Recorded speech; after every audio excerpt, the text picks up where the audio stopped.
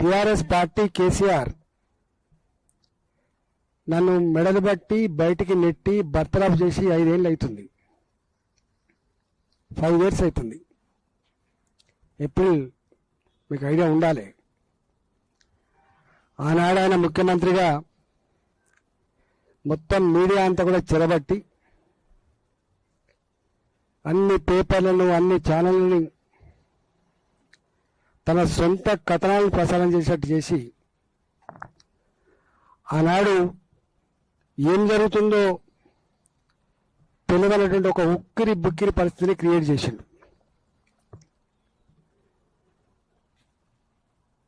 ఆనాడు మాలాంటి వాళ్ళం బయటకు వచ్చి చెప్పుకుందామంటే కూడా ఎవరు రాయని పరిస్థితి, ఎవరు చెప్పని పరిస్థితి, అనివార్యమైన పరిస్థితులలో మేము భారతీయ జనతా పార్టీలో జాయిన్ అయినాం. మేము సమాజానికి మళ్ళీసారి తెలియాల్సిన అంశం ఏంటంటే, ఈ మధ్యకాలంలో నాది శోభమ్మ గారిది కర్నాటకలో ఫోటో వేసి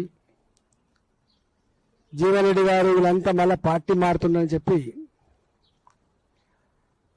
పోస్టర్లు పెట్టుడు, దానికి కొంతమంది మాదంటున్న కూడా దాన్ని ప్రమోట్ చేసి ఇట్లాంటివి జరుగుతూ ఉన్నాయి.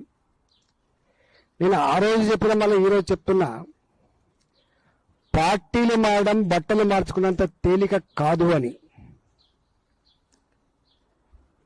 రెండో మాట కూడా గుర్తు చేస్తున్నా, మాలాంటి ఆ స్థాయిలో ఉన్నటువంటి నాయకులు ఒకవేళ బయటకు వచ్చినా పార్టీలు మారకూడదని కూడా ఒక సందేశం ఇచ్చినాడని, పార్టీలు మారకూడదనే సందేశం కూడా నేనే ఇచ్చిన.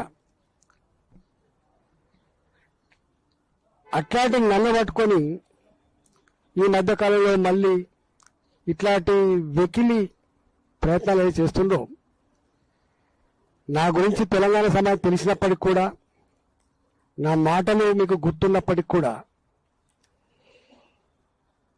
మీరు ఇట్లాంటి పట్ల అప్రమత్తంగా ఉండమని చెప్పి కోరుతున్నా.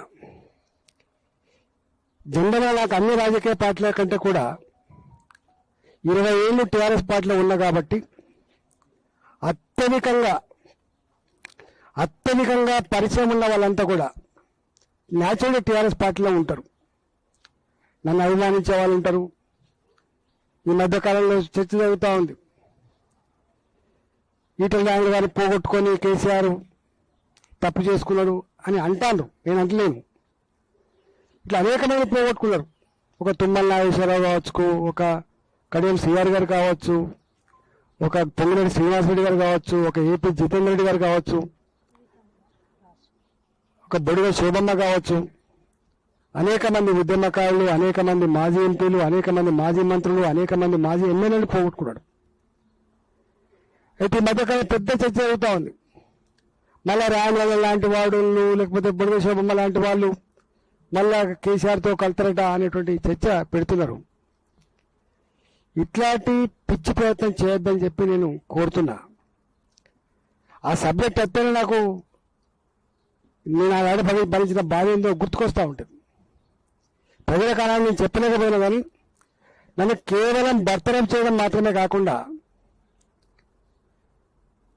పేపర్లలో, టీవీలలో నా క్యారెక్టర్ అసాసిన్మెంట్ చేయడమే కాకుండా తనకున్న అధికార బలంతో ఆనాడు రఘునందన్ రావు అనేటువంటి ఒక ఐఏఎస్ ఆఫీసర్ బృందాన్ని వేసి రాత్రే ఒక 3 లక్షల రిసెప్టింగ్లలో గోడౌన్స్ ఉంటాయి, ఖాళీ చేయించి 3 ఏళ్ళు ఖాళీ పెట్టించిండు.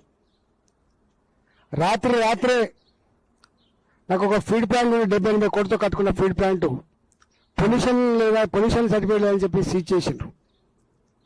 వందలాది మంది దళితుల్ని పెట్టి రోజు ధర్నాలు పెట్టించిండ్రు, షెడ్లు కూడా కొట్టించిండ్రు. పొద్దునప్పుడే సర్పంచ్ గారు అన్యాయం అని చెప్పింది, సాయంత్రం కల్లా డబ్బులు ఇచ్చి మేనేజ్ చేసి ఇది నిజమని చెప్పించిండ్రు. నేనే తరపడి అక్కడనే అడ్డ పెట్టించి ఇప్పుడున్న మాజీ మంత్రులతోటి, ఇప్పుడున్న మాజీ ఎమ్మెల్యేలతో అడ్డ పెట్టించి ఆయన చేయని పని లేదు. ఫీడ్ ప్లాంట్స్ ఇచ్చేసిండ్రు, కులఫాలు కూడా కొట్టించిండ్రు, భూములు గుంజుకున్నారు. మొన్న ఈ మధ్య కాలంలో మళ్ళీ ఓపెన్ చేసుకుంటుంది మెల్లమెల్లగా.